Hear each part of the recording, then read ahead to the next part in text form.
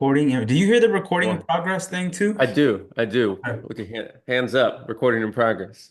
Got it. Hands up. This is a recording in progress. Oh no, not Yeah. not Not again. again. Good morning, man. Good morning, man. How's it going? Let's see that. What are you sipping I on? miss you, man. It's been too long. It's been a long time. What has it been? Two Yeah. weeks? So every month I have a different goal. Mm. Try to stick to some different diet just to, stay mentally flexible. Last month it was just meal prepping in general, just to fucking Ooh, stay consistent. yeah. I did that pretty okay. I think the score I got was I got an 80 on that. I missed a few days. We have people Okay. Hey, a visiting, B.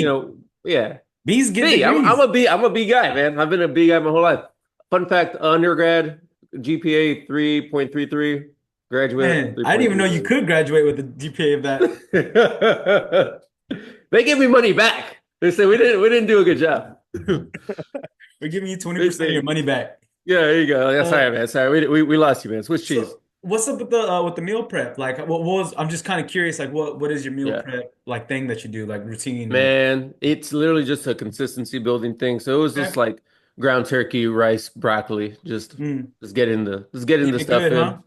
Yeah, that way, at work, I don't accidentally slip up and buy, expensive stuff that's also bad for me. That's also, Oh, not good for my that's body. the whole thing, man. Like how cheap bad food for you is, Yeah, like it's I crazy. know.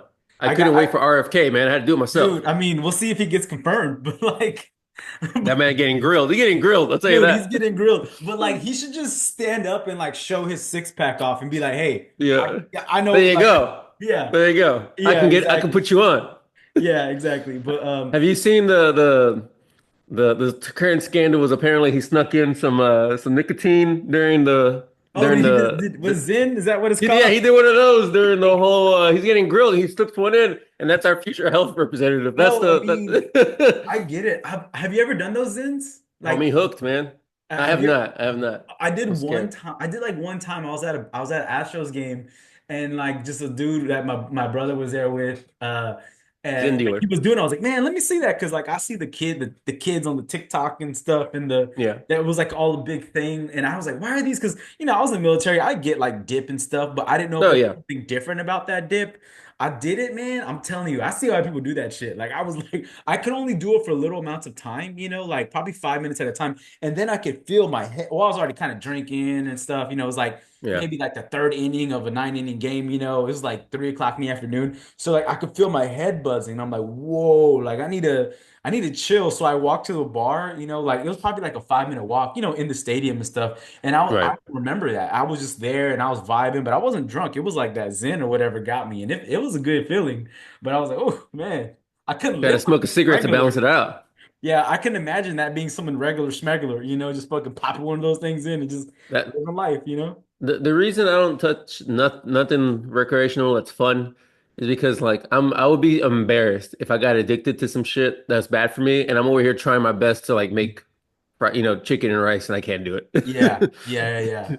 It's That like would when be you, a blow to the whole yeah. organization. But if it's net positive, maybe it's not the worst thing. But that's cool, man. It's good to hear you getting into the to Bulking the up, meal man. prepping Just trying to hit as world. many calories as What's possible. what's this shake right here looking like? Because it looks like it's basically you just took it out of a blender and you got a big ass straw Yeah, sticking I'm out not of it. doing three dishes. I'm doing two. I got it down to two dishes. It's I'm trying about to. making it's about making those life decisions and making it as easy for you as possible to keep doing those things. Oh So, yeah, I'm looking at this like this is pure waste right here. I could be drinking straight out the thing. dude, Like I don't just need to wash dude, this straw. no, it's all That's in there. And I feel the same way. Like this morning after my workout, I did like steak and eggs, just like leftover steak nice. and some eggs. And I was thinking, There oh, you I go. can make this in two pans, or I could just make it in one pan. So like had the steak in there, threw Done. the eggs in there, did it up, ate out of the pan. Like man, like Yeah. eat a When dish, like when make you it start easy. eliminating waste, and maybe this is something we can get into when we look over financials. When you start eliminating waste, uh, once it's infectious. You just want to keep on, and you start seeing waste everywhere. If you just Oh yeah. objectively look at your life for like a good 5 minutes, you'll see so much waste. Whether it's a toaster you never use, that's out. I use that toaster, but bad example. But I don't know. I think well, the waste for me right now is this fruit dish I have out here. That fruit just goes out there to be placed and then die, and I never get to eat it. What kind of So fruit? it's a few oranges and some bananas, Yeah. but throwing them bad boys in the smoothie now. Throw them in So there. You won't even know they're old. yeah, super sweet. I love It, it. it hits different when it's blended up. The food waste does hurt though. I feel you. The food waste, it hurts. I got into like HEB salads and they're kind of expensive. They're $5 for a salad, but those salads are hefty, man. Like it's like probably two, maybe two and a half, three servings of salad in one. And they have different types. They have Greek salad, they have like Southwest chicken salad. And when you look at the macros, it's not too crazy. You know, you still gotta add some dressing and stuff. But like I look in the back.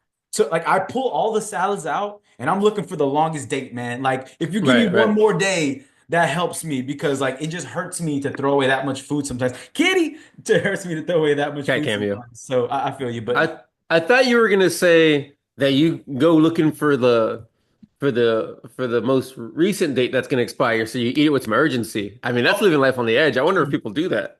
ooh, I'm already living life on the edge because like if you Yeah. look at the packaging, when you go there, take a look at them, like they Mm. don't give you that long anyways. Like even the ones that are furthest date, like it's only like Salads are three like three days in the days tops or some future. shit. But I'm eating Yeah. those motherfuckers like 2 or 3 days after the expiration date still, you know. So I'm living life on the edge. I think I might have given myself food poisoning a couple times, but at this point, like my body's so like hardened to like old food that like I can eat like days old food that's probably past its prime, you know. It's definitely not prime time for them, but you know, they're still in the game, you know, they still got some routes running them, you know. So I kind of like live life like that, you know.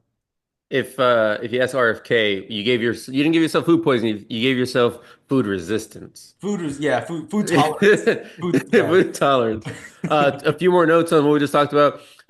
You mentioned dipping in the military. I had a roommate who was dipping, and I have a mistrust for Oh, any just randomly placed Dr. Pepper bottles. I oh, was like, oh, this is Dr. Pepper. That was not oh. Dr. Pepper in that bottle. Oh man, that was a whole If thing, you, man. if you know, you know. Especially like in Iraq because like you would live. I mean, sometimes if you're lucky, you get like a can, which is basically like a really small room, and you have like maybe 4 or 6 dudes in there, you know, just crammed in that thing, and you never knew, man. You never knew, and because people would just get up, dip, also discussing urinate, probably in that same thing, and so Yeah. you'll just go into a room and there'll be random like exactly like. And sometimes it was like 2 liter Cokes and stuff or whatever. I'm like, how do you know what's in there, man? Like what? Yeah. And so there's been so many times where people have like just like they thought it was water and they chugged I, something else. But luckily for me, I didn't have that many roommates, even in the military that were like big dippers, but I knew them and I was just like when I would walk into their rooms, they you know, you'd pull out their cupboards or you know their dresser and you just see like because you would hide them in there because you can't really have them out, right? So the thing is like they would do random inspections in rooms sometimes. And so, you know, if your shit's out and it's nasty, people are gonna like be like, hey, clean your shit or whatever. So what they would do is they would just stuff all the crap before they left for the day into their dress lockers or whatever. And then there was just like, you know, 5 bottles of dip and like not just like small bottles, like 2 liter Cokes, the big ones and shit, just any kind of surface. Oh, so I'm just like already like kind of triggered from it because like just I can see it in my head and I can remember the smell of that, you oh know, yeah, yeah. of walking You ever into got too close to a bottle? It's traumatic. oh, dude. So yeah, so but I also had like a bad experience with dip in general. Like it's not for me. Like I know it's not for Yeah, me. yeah, yeah. And I'm Yeah. glad. I'm glad it's That's a not for good me. thing. That's a good thing. Yeah. Yeah. No, it's you don't wanna, do the worst drug and be like, ah, that's really good. Yeah. Oh man. Um, Oh dude, acid is amazing. Like, oh and meth is not that bad. love that stuff. Just- that would suck if you did try some shit like that. And you're like, you know what, lean, I just love that shit, you know? Well, I guess they do, but Yeah. Your body's capable of amazing things, and we only learn that when we test it with the most terrible stuff.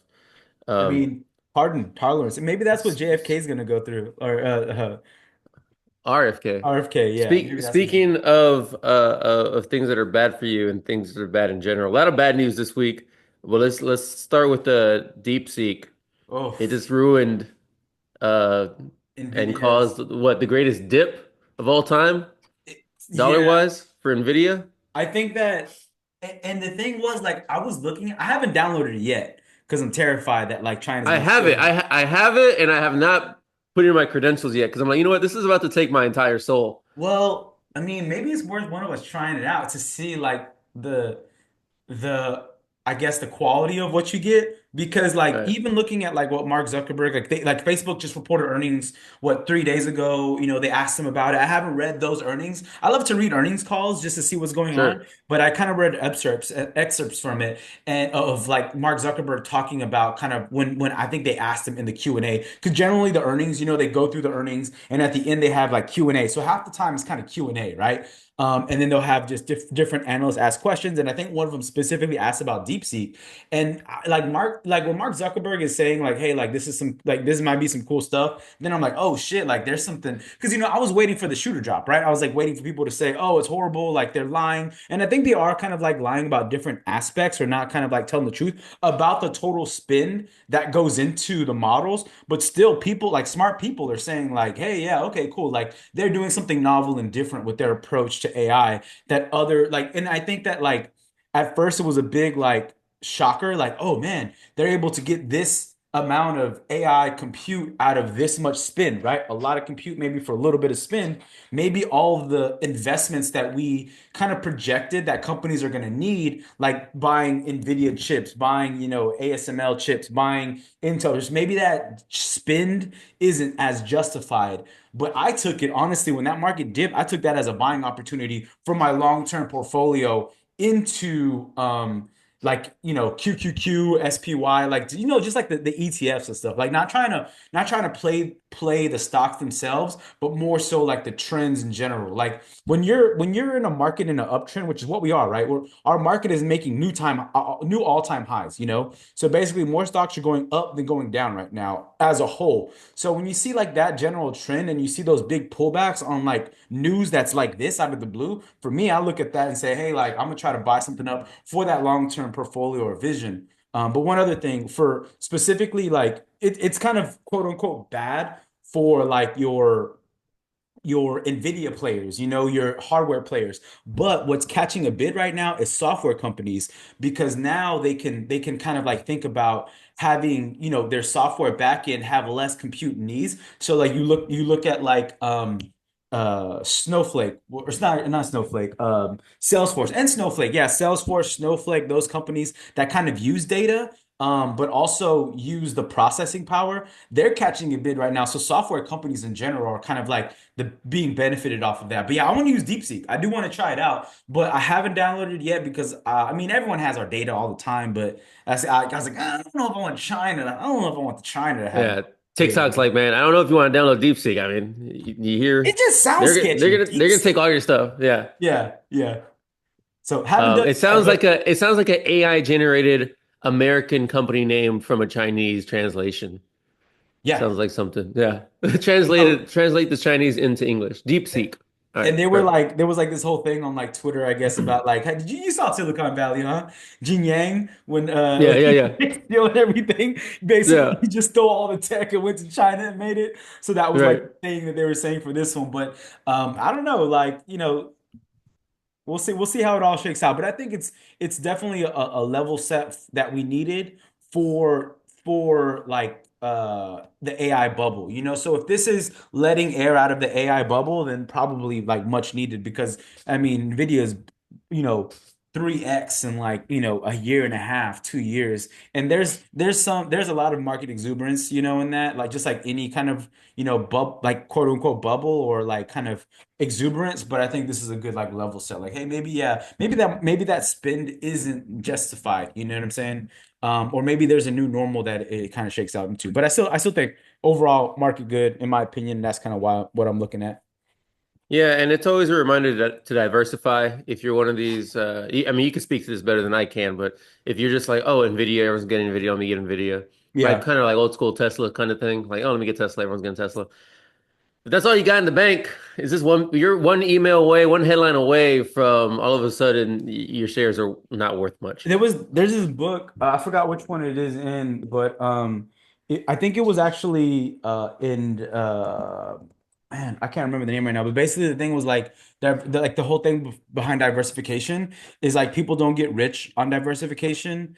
They stay rich in diversification, So like Mm. the thinking is and I don't I could see that logic. Like if you go all in on the Tesla, all in, all your money, and you hit great, you're getting it. But to keep that money, having it all in Tesla after you make it is probably not the best thing. So that's kind of like the thought there. And I I'm kind of see. in the Yeah, you middle, got you to take know? some risks to get there, and once Yeah. you get there, And that's how level I it think out. about my strategy, like my portfolio. And if I'm looking at my total investment account, then like probably, probably the majority of my investments now, at least, is like those ETF funds because you can still play market trends that you're excited about with ETFs, you know what I'm saying? Because you have like SMH, that's like the SMH is the one for, Different, you have different processors. sectors. Yeah, Yeah, exactly. So you can still do those, or CIBR, that's cyber. Hack, hack is cyber as well. They have nukes, which is my favorite right now, and that's basically nuclear, but it's nuclear from different perspectives, not just not because traditionally, like the only nuclear ETFs you could play were the miners, and those are very like mining is like very it's very scary to me because you can increase your production, that looks great, but also increases your operating costs, and like it goes up. So miners to me are like they're great, but like not the best. But I like nukes because it's all kind of not just miners, but reactors, and also companies that are putting those in. So it's a little bit more diversified in a very like not novel, but like I think like circling back to cyclical of like nuclear coming up. So like shit like that, you can still play to your point, you can still play kind of safer, but still have a bet for the future in the general direction. For me, nukes or nuclear energy is that for the AI kind of trend because we're gonna need energy, for all this new AI stuff. So, yeah, where's that gonna come from? You think windmills? No. You're gonna think solar? No. You're gonna think like natural gas, maybe. You're gonna think like, what we have now, petroleum and stuff, maybe. But there, like, you see a lot of companies like talking about nuclear again. And I think under this like Trump administration, he's gonna be like, fuck it, nuke like them. because he don't like windmills, he don't like solar. So I think that they're going to make regulations a little bit easier in America specifically, especially using those smart nuclear reactors that are coming online. So that's kind of like the rabbit hole of that, I guess. But yeah, man, Yeah, all connected. he deported all the windmills back to Europe. Oh yeah, he's like, bye. Yeah. And they're fucking So up wells okay, and shit too, I guess. I don't know. let's let's talk episode 8. We're Yep. 2 episodes away from the grand finale. Woo. It's been a wild ride. It's been a pleasure, man, doing this with you. Oh, dude, it's been Can't wait for fun. season 2. We're already excited for season 2. Already talking about season 3. Like, so this is exciting. I'm glad we got the blueprint. Speaking of the blueprint, here was my thoughts. We Let's go. do bottom line on what we got for our projections, our forecasts for financials, and then we kind of work backwards and go from there. Instead of building it up, we go backwards. Yeah, what you Um, got? You got something to show for it? yes, I'll go back. The show. Or how are you Let's thinking see. about it? No, no, no. I like showing. Let's do that. Um, Do I have to give you? I don't know if I have to give you.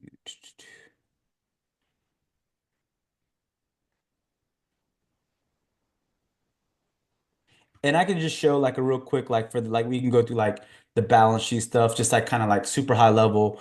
But nice. let's see, which one Mm, do I want to show? This one. Can you see my screen? It's just kind of like go showing. for it. Yeah, yeah. Yeah, So yeah. All right. So let's get into some of the vocab.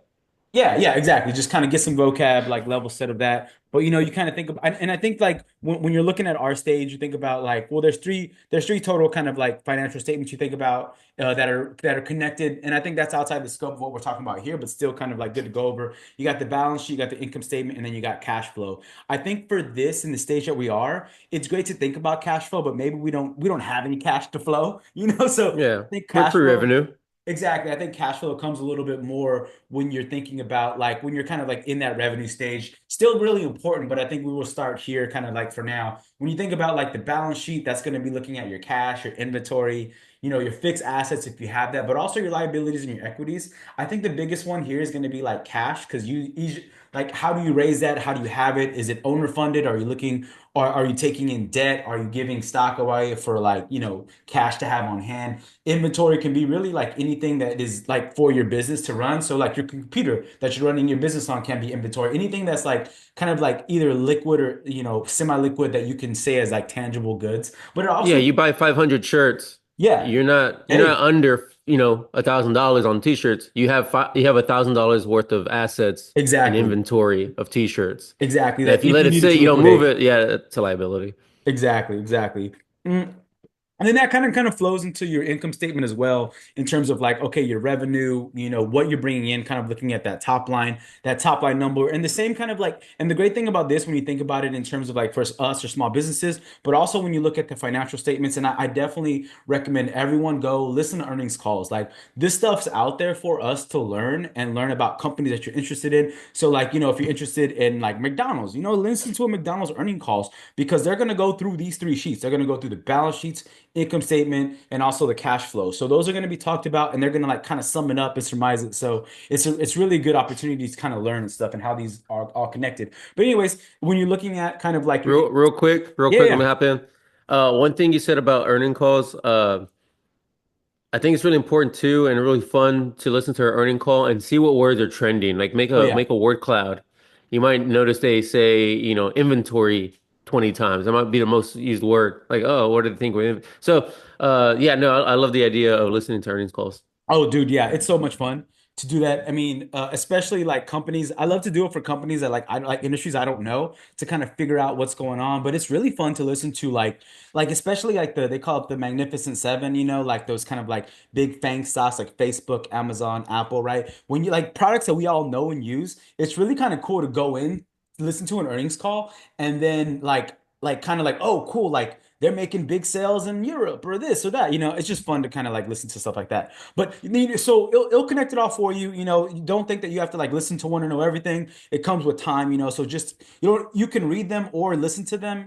So that's pretty good. But when a lot of what they go to is their income statement. Where you're thinking about revenue. So revenue is kind of like that top line, just basic what you're bringing in. Then you think about like the cost of goods sold. So how much basically like direct costs like materials or labor are applicable to the sales that you made? You know what I'm saying? Your expenses, and then you're kind of like what they call the bottom line is your net profit. So after going, and this is like an oversimplification, but Yeah, still which basic. is good. Yeah, basically just what you need to know. Your revenue is the top line. Your expenses and cost of goods sold are kind of like the middle items. That takes away from the revenue you make. And at the bottom thing is your net profit. So, if I have a hundred revenue, and then my cost of goods sold and expenses are 50, then my net profit's that 50 that wasn't eaten up in the middle, right? And that's basically, honestly, when you listen to these earning calls, that's what they're going to say, right? Hey, here's our revenue, here's our expenses, here's how much net profit that we did this quarter, right? And then it's up to us to kind of pick that together, and then you look, and then the fun really comes in, where you can look at saying, okay, cool, like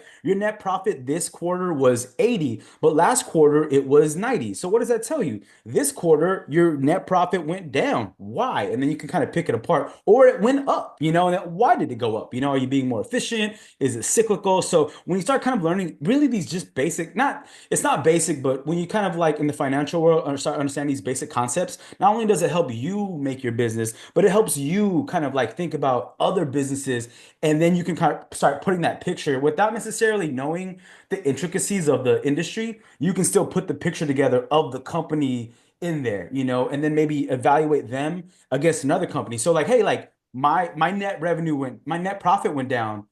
Is that happening with the wider industry or to me? And that's a different side of the story. So, learning those things is fun, and then you kind of putting it together in different ways is, to me, also fun as well. But yeah. Awesome. Yeah, and remember, you're not broke, you're just pre-revenue, if anyone asks. You're not broke, you're just free revenue. We need that on the shirt. I don't know where you got it from, but Uh, Put on a t-shirt now, just thought of it dude, right now. I Kind of love it. reminded me, there was a meme of the Kardashians that said like, you're not ugly, you're just broke. It kind of That showed before and after surgery. have you heard of like Club Shay Shay? It's like Shannon Sharp. Yeah, of course. Cat Williams rocked the So world last yeah, year. so that's where they kind of started on it. But there was this, I haven't listened to the whole episode, but they did he just did one with like Little Yachty, Lil Boat, and like I've never felt so broke in my life. Like he's like they're talking about the money they have, and like their watches. I don't even know what a Patek is, but like I was like, Yeah. man, I never felt broke. I mean, even when I was super broke, like in undergrad and stuff, I never felt as broke as watching two rich people talk about all the expensive shit that they can buy Oh my and the God. money they can blow in a month. That's It's like, rapper and professional athlete, Rich. yeah, crazy. Okay, so I'm trying to share. Give me permission to share, please. Did you get And it? then I oh, think can you do it now? I something popped up and I clicked yes, but if you can't, let me see. There we go. all Appreciate right. that. Yeah, you're not broke, you're just pre-revenue. So working Oof. backwards, we're looking at, remember, this is okay. So going back to our market go-to-market strategy, I included in this a B2C and a B2B model, a little Ooh. blended, not focused one way or the other. It was just kind of put it again, diversifying, trying to put eggs in multiple baskets. Hmm. So after 3 years, it sees us at the projection sees us at $13 million I love it. revenue. Again, remember revenue. Then we get into the profits based on, everything else. All right. So in this, let's since we kind of talked on it, let's see. Um, let me see. So year three operating cost, 1.6. Year two operating cost, 1.3. Year one operating cost, almost. So there's that. Remember, we're gonna get the revenue and subtract that all from there. Hmm. All right, let's go year one. So if we hit 50K with the freemium users, Freemium users. make So this we're saying make 50,000 this people that came to us signed up, but they're freemium users, so they're not paying us necessarily yet, right? right. This is just to get them in the door, get them in the party, and then we'll see how much we make on drinks. Let's see, 50,000 divided by 12. Yep. And then That's that gives you the 2,500 users that are premium. Like you're kind of putting that 5% on the second line and saying, okay, cool. If we convert 5% of those 50,000, this is how many users we can say are paying us, which I think is, I think that's like I can follow that story. 5% to industry standard. I went Yeah. with, don't give me a wild number. This Of a is this monetary projections are based conversion off rate. of Yeah. I think right. it makes 50 sense. 50,000 is also 4,000 followers a month, roughly. Hmm. Okay. Obviously, you're gonna, increase exponentially and not Hmm. linearly unless you have a cause and effect type of Gotcha. a system Yeah, here. I get it. Um, let's see. Um, Ad revenue, I did include in my projections that we would have ads since we are a freemium app service, we would have ads in our app, in our Mhm. experience. So whether it's an ad to Home Depot while you're looking at, materials for a fence or any other type of home improvement type project, I wanted to have some kind of licensing agreement, and that was kind of our B2B line of revenue. So at least we're making some money out the gate.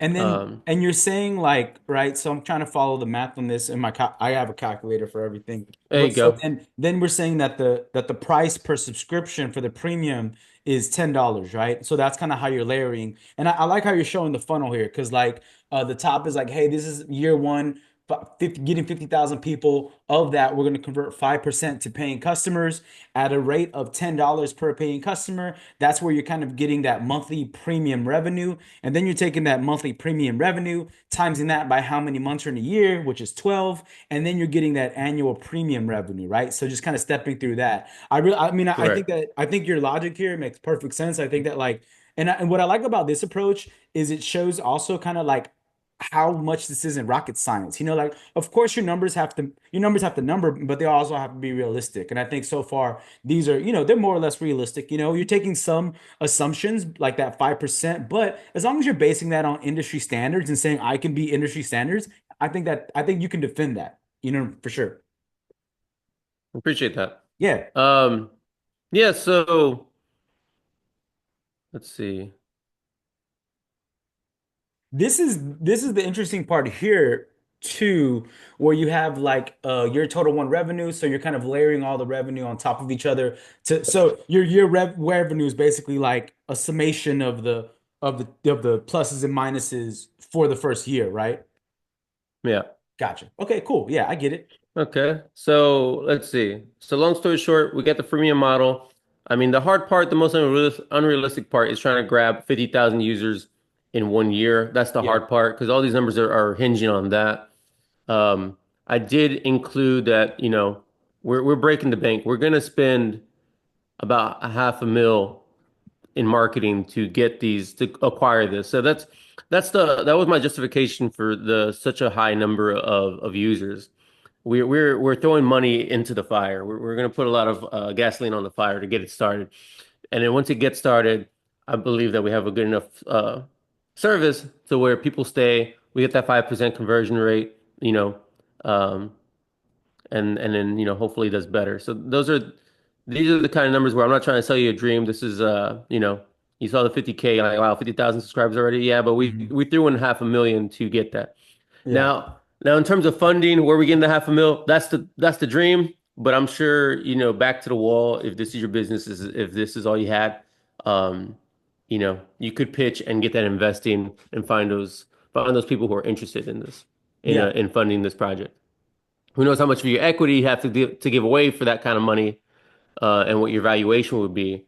But that would be People, a whole other problem. I mean, you saw it when you were kind of in the Cougar Venture Fund, right? Like people get money Yeah. off pretty revenue ideas, as long as Oh you yeah. have a couple, strong founders who understand the thing, have a good vision for the future, and the numbers you can justify-ish. I think there's Yeah. definitely like a room an area where people gets like seed funding, maybe not like ABC, but some seed funding to kind of maybe you don't get that 500,000, maybe you get 100K, or maybe you friends and family for the first one, right? And kind of throw that shot out there, in terms of like, hey, like. I put up 100,000, you put up 100,000, that gets us to 200,000. And how you build that 100,000 is up to you. Whether you got debt or you did savings or you did like a home equity mortgage loan. I've seen that happen where people wanted to invest in a company and they didn't have any like actual like liquid assets, so they like wrote off a house to the owner, like to the Oh, founder, wow. So like, it comes in different ways, but then you go and say, okay, great, between the two of us, we raised 200,000. Now you can go to a bank,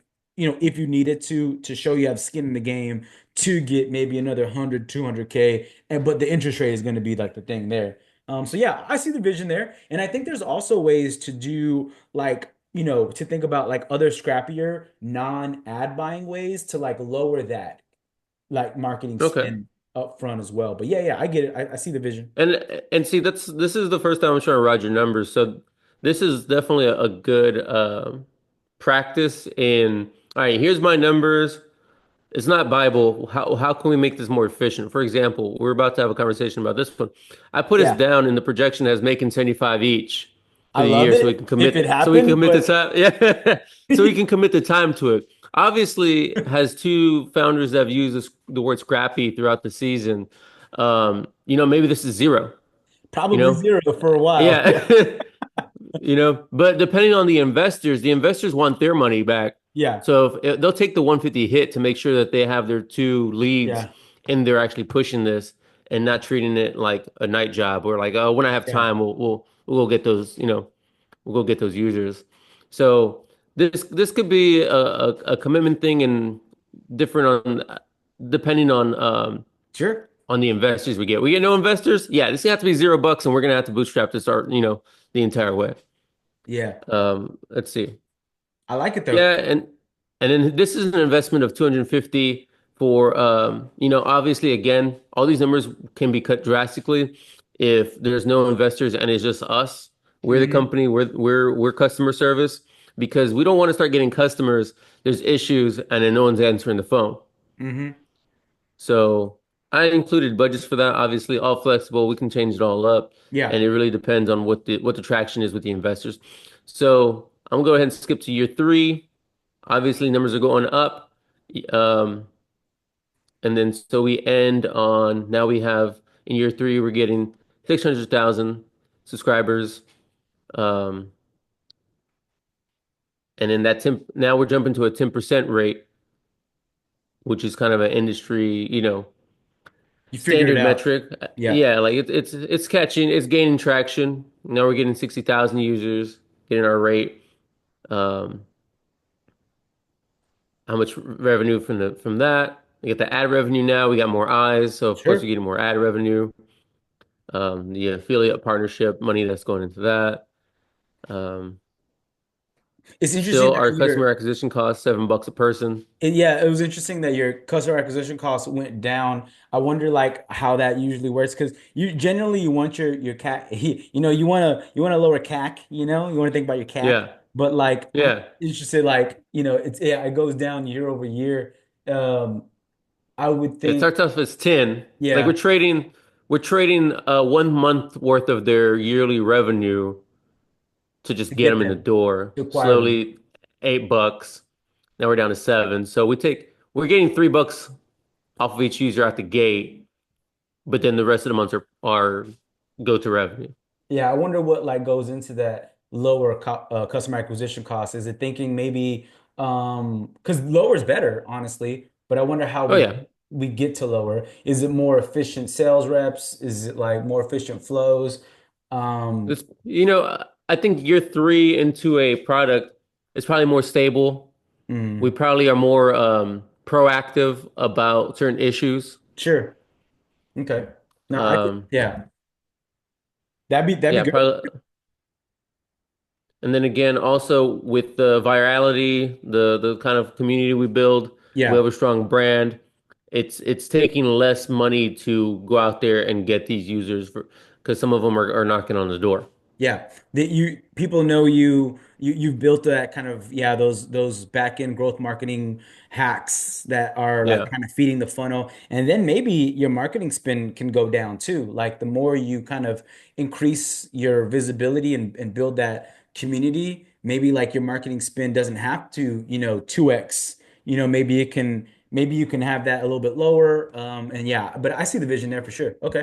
There's also a scenario where, again, with our B2B business, it's not exclusively B2B. It's a very public B2B where, Hmm. yeah, we work with Home Depot, but maybe you walk into Home Depot and there's a little poster saying, hey, do you need help assembling this at your house? Sure. Get CTask and watch our exclusive, tutorial there. Yeah. And so maybe they're scratching their own back by funneling customers to us that in turn funnel them back to Home Depot when they need materials. Got it. No, I love it. We let's see, we got 3 minutes. Yeah, we're doing good on time, relatively Yeah. speaking.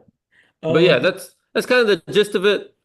Um, I like how you showed like CAC and stuff and broke it down because I just like put I was thinking about this a little bit and okay, you got the LTV. Okay, cool, cool, cool. yep.